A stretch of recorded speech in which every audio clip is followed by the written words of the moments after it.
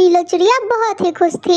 वो खुशी खुशी अपनी दोस्त टुनटुनी चिड़िया के पास जाती है। क्या बात है नीलो बहन, आज तो तुम्हारा मूड बहुत ही अच्छा लग रहा है। आज पूरे 2 सालों बाद मेरी सहेली मुझसे मिलने आ रही है। पता है, बहुत प्यार था हम दोनों में। हम लोग पूरा दिन पहाड़ों पर बैठकर सूरज को देखा करते थे। अच्छा, कौन है वो जिसका आपको इतनी बेसब्री से इंतजार है नीलो बहन? वो तो सरप्राइज है टुनटुनी। जब मेरी सहेली मेरे घर आएगी तब देख लेना तुम। अच्छा, अब तुम ऐसा करो, जल्दी से मेरे साथ मेरे घर चलो और खाना बनाने में मेरी मदद करो। कुछ खट्टा, कुछ मीठा और कुछ नमकीन। आज बहुत तरह की खाना बनाने हैं मुझे। अच्छा ठीक है नीलो बहन, आप अभी अपने घर जाओ। मैं अभी अपने बच्चों को दाना देकर आती हूँ, वो भूखे होंगे सुबह से। फिर नीलो चिड़िया अपने घर चली जाती है। बच्चों, आप लोग जल्दी से खाना खा लो। फिर मुझे नीलो आंटी के यहाँ कुछ काम है, उन्होंने मुझे बुलाया है, मुझे जाना होगा। ठीक है? मम्मा एक बात बोलूं? नीलो आंटी की तो एक सहेली जाती है तो दूसरी चली आती है, लेकिन अभी तक आपकी कोई भी सहेली आपसे मिलने नहीं आई। लाडो बेटा, मुझे सहेलियां बनाने का कोई शौक नहीं है। मुझे तो दाना लाना, घर बनाना और बच्चों को संभालने से ही फुर्सत नहीं मिलती, तो फिर मैं क्या बनाऊं सहेलियां? फिर टुनटुनी चिड़िया अपने बच्चों को खाना खिलाने के बाद नीलो चिड़िया के घर चली जाती है। टुनटुनी बहन, मैंने अपनी सहेली के लिए दलिया और मीठी खीर तो बना लिया है, मगर अब तुम जलेबिया और मोतीचूर के लड्डू बना दो। उसे खाकर मेरी सहेली बहुत खुश हो जाएगी। पता है, उसे मीठा खाना बहुत पसंद है। क्यों नहीं नीलो बहन, मैं ऐसी मिठाइयाँ बनाऊंगी कि आपकी सहेली पंख चाटती रह जाएगी। फिर टुनटुनी चिड़िया मिठाइयाँ बनाना शुरू करती है। सुनो पक्षियों, मेरी बात सुनो।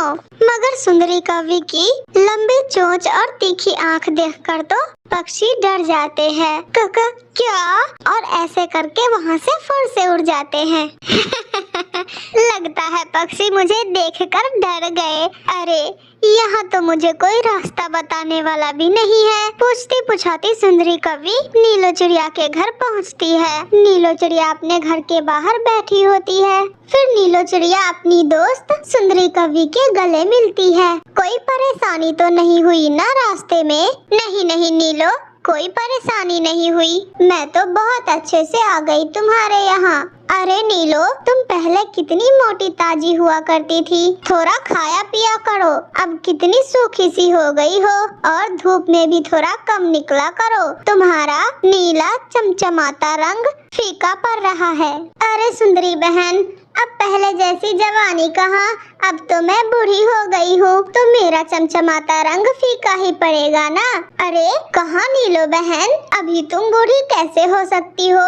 अभी तो तुम पूरे 16 साल की जवान चिड़िया दिखती हो।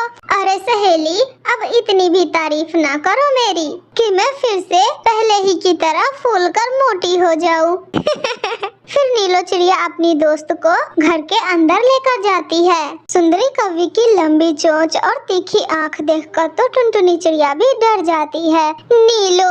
नीलो बहन, ये कौन है? अरे टुनटुनी, यही तो है मेरी बचपन की सहेली, जिसका इंतजार मैं बड़ी बेसब्री से कर रही थी और जिसके लिए मैंने इतने स्वादिष्ट भोजन भी बनवाए हैं। यही है मेरी सुंदरी कवि सहेली। अरे नीलो सहेली, लगता है कि बाकी पक्षियों की तरह ही ये चिड़िया भी मुझे देखकर डर गई होगी। अब मेरी नाक में तो बहुत स्वादिष्ट मिठाइयों की सुगंध आ रही है नीलो। फिर नीलो चिड़िया अपनी सहेली को तरह तरह की मिठाइयाँ खिलाती है। सुंदरी कवि तो मिठाइयाँ इतनी जल्दी में खा रही थी कि जैसे बरसों की भूखी हो।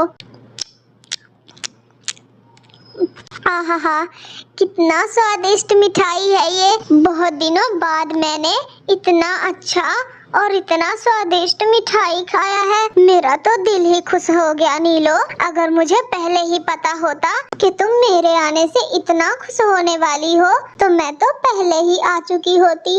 अच्छा, अब आई हो तो 2-4 दिन रहकर ही जाना।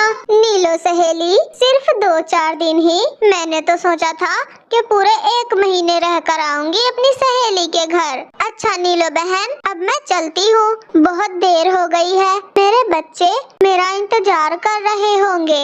रुको टुनटुनी चिड़िया, तुम ये भोजन ले जाओ अपने बच्चों के लिए। फिर टुनटुनी चिड़िया भोजन लेकर अपने घर चली जाती है।